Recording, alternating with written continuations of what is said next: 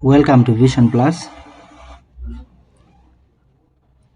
We are looking at domain and range of quadratic functions. And a quadratic function, as you know, can be written in very many forms.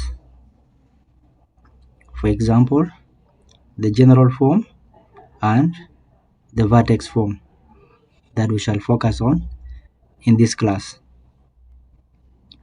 The general form is given by the function f of x equals to ax squared plus bx plus c, where a, b, and c are constants,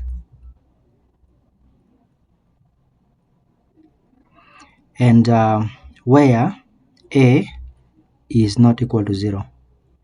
So a can be more than 0 or can be less than 0, but a should not be 0, because when a is 0, the function becomes linear and it ceases from being called a quadratic function. So a can be positive or negative, but not 0. That is the general form of the quadratic equation or function. They are slightly related. And the second form that we shall look at is the vertex form, where we say in the vertex form, the function f of x equals to a into x minus h close squared plus k. Is still here a, h, and k are constants.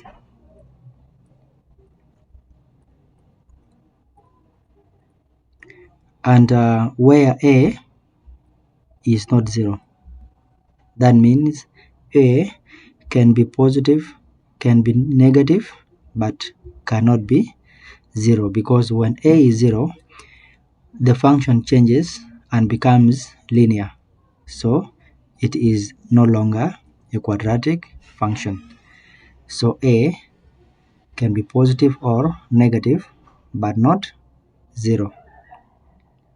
So these are the two forms that we shall look at when we are considering the domain and the range of quadratic functions.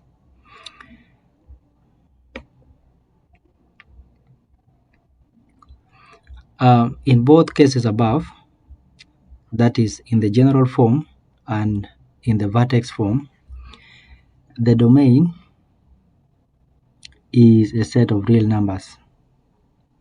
So whether it is in the vertex form or in the general form, our domain will always be a set of all real numbers, regardless of the form it is in, of the two forms above.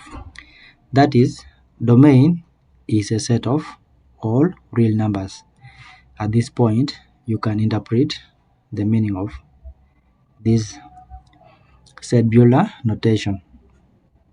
So the domain is always a set of all real numbers.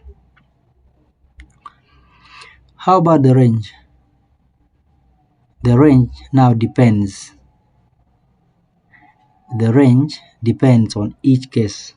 That is, whether the quadratic function is in the vertex form or it is in the general form. So it also depends on whether the parabola quadratic curve is in the form of a parabola. So it depends on whether the parabola opens up or opens down. If it opens up, it looks like this. This one opens up. But if it opens down, it looks like this. This one opens down. So the range depends on the vertex value. Vertex is the turning point of the curve or of a function. Like here, this is the vertex of this parabola which opens up, and then this is the vertex of this parabola that opens down. So the range will depend on the values of the vertex in each case, as we shall look at in the examples as we continue. So it means here you must be familiar with quadratic functions, how they look and their implications. And still, we shall be pointing out some of the key facts in quadratic curves so that you can remember them. But prior knowledge is very important. Alright,